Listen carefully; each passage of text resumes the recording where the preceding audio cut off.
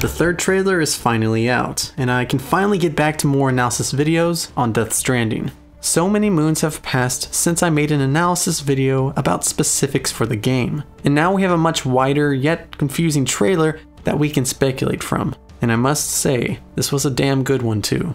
I do have a lot to say, since the trailer has so much packed in 8 minutes, so I'll spread out my thoughts on it all in a series of videos. I'll categorize them, which I'll release in the coming weeks. I promise I'm not trying to swindle you guys by separating everything. There's just so much to cover and I want to get them out to you guys as soon as possible. To start getting back to the Death Stranding game, let's begin with Sam Porter, Norman Reedus' character. I'll explain why I'm calling him Sam Porter and continue on what I have so far with this mysterious character, and even theorize his presence.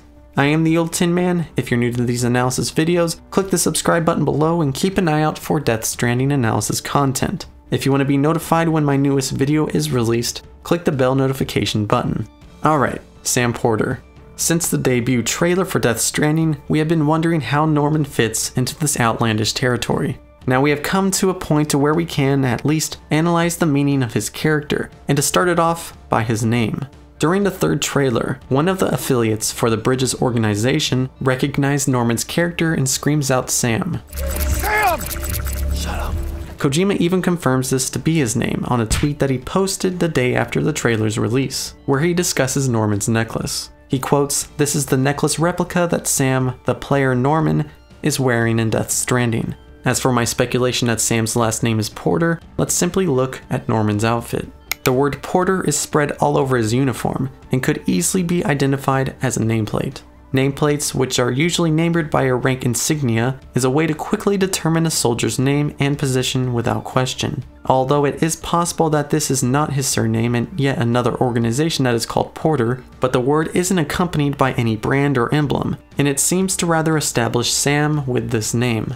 The serial number 0914137 also associates Sam to a registry for an organization, or can even signify as a prison identification number.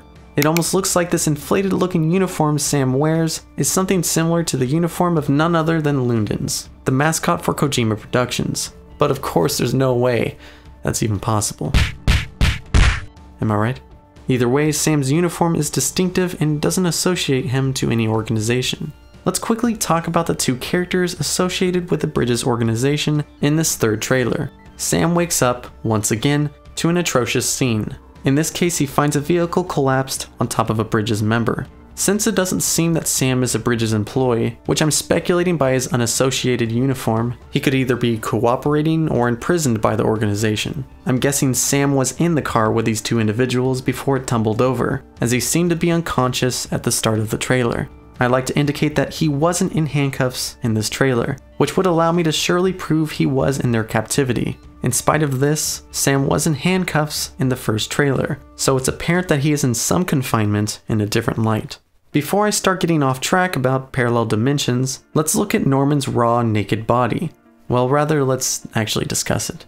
In an interview with IGN, which took place soon after the third trailer's release, Kojima clarifies the death mechanic in Death Stranding. He explains that the character is able to continue playing after they die, but maintaining their current progress. Instead of replaying from your last save point, you'd go into a sort of suspension or purgatory, which we actually do see in the third trailer. Hideo confirms that Sam in fact dies from the giant monster's beam of light, and ends up floating with not a care in the world in this purgatory state.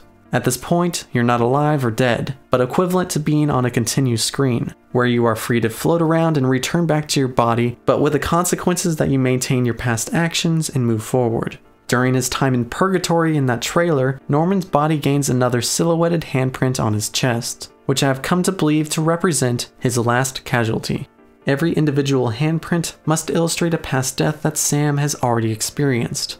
I have talked about this before, but the handprints we have seen in the past 3 trailers could be lost souls, and at this point, they can in fact be dangerous. These handprints could be the players in purgatory searching for their body. Even though the handprints on Sam's body are static and of a different nature, it wouldn't be too far off to say that they are tallying up the souls that has entered his body. This brings us to question what brings Sam back to life. Have we looked at how many babies we have seen in these initial trailers? It's no mystery that a baby is rather significant to this universe, and what symbolizes life more than anything in this universe? Little tiny babies. It's the baby that could be what revives Sam in the third as well as the first trailer. For God's sake, these fertile babies are mostly kept in a container held near the holder's lower abdomen, similar to the womb of a pregnant female.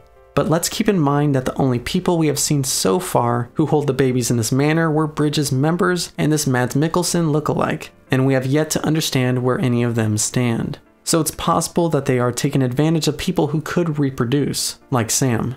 I'll talk more about this in a future analysis that will relate to the Bridges organization, but let's go back to those handprints for a second. Imagine if the angry handprints we see in the third trailer are also players, but they chose to be on the conflicting side. One of the oily blob characters we see pulling the Bridges member into the ground is of course Hideo Kojima. You can see his glasses if you look close enough, and Kojima has in fact scanned his body for the game. Although placing himself in his own games is not unusual for Kojima, what if he was actually trying to hint that these blobs will actually be players? Since why would an oily blob need oily blob glasses to see where he's going?